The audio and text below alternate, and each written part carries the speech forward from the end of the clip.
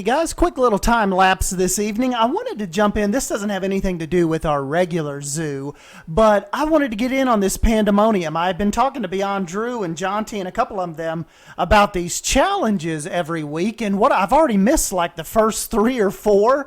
And so I thought it would be fun if I think I can make something happen, and I notice these challenges going on, like we said this week with Pandamonium. I think it'd be fun to jump in and create a habitat real quick, film it, talk about it, then put it on the workshop to help you guys if you don't have time to build like a big panda habitat, anything like that for your zoos, whatever you have going on. I'll throw this on the workshop right when these videos are done, and you can go and grab it and yeah, place it down in your zoo and try to help us reach the Pandamonium goal. The one thing about this is, in real time, this took about 21 minutes, to get it really how it needed to be. And then, of course, I cut off and put the actual walls up and kind of messed around with some of the climbing structures, because that was an issue I ran into with this build. I wanted to go with like a tiered habitat system for the giant panda, where that he could have different little different little areas to kind of climb up, climb down, forage, just all that stuff. And the only problem is the terrain, as far as the rock work and all that goes, he couldn't climb up it. It was just too sheer for him. So what I'll show you in the real time here in a minute, I jump in and I actually build him a bunch of ramps, and now he has made it all the way up to the top of his enclosure, which would essentially be, I'll take you around to the back and show you, we've got a little cave for him back there as well. I'm not really sure if I don't think pandas are necessarily really cave dwellers, but I thought about, like, as far as stress in the zoo goes, and some of you guys worry about that, that would be an area that he could get away from the people. So essentially he could go under his little mountain here, is what you'll end up seeing. And but yeah, I think it came out really, really cool. He likes the shelter. He stayed up in, when I went to record this, he stayed up in it. For good first little half. I actually had to just speed the video up and kind of wait for him to move and come out and like explore the rest of the exhibit.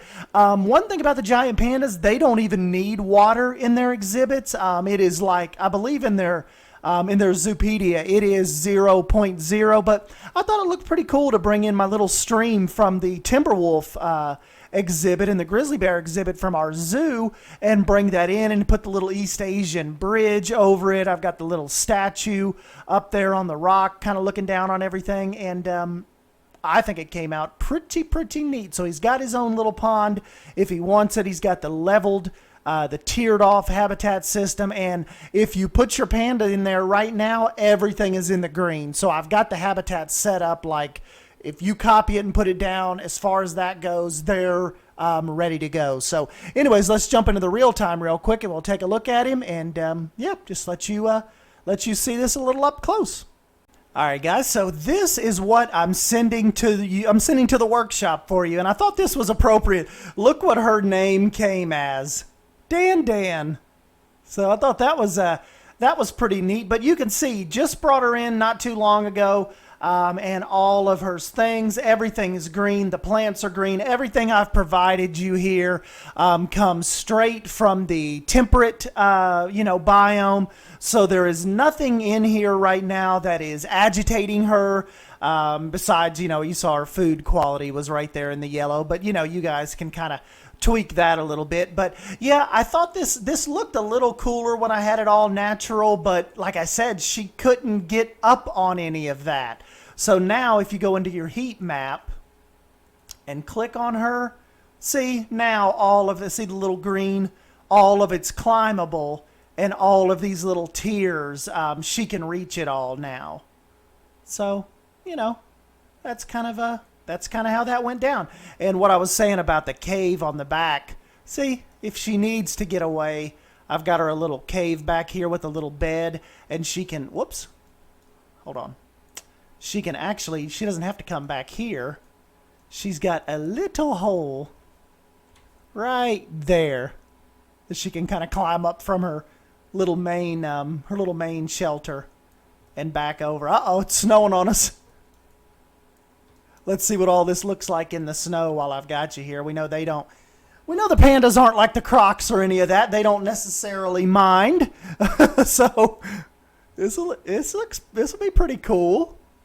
Little bridge is covered. Look how the planks, like the cracks in the planks, aren't filled with snow. That is awesome.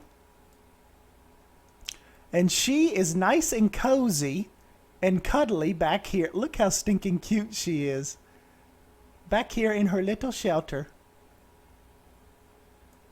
That is pretty cool.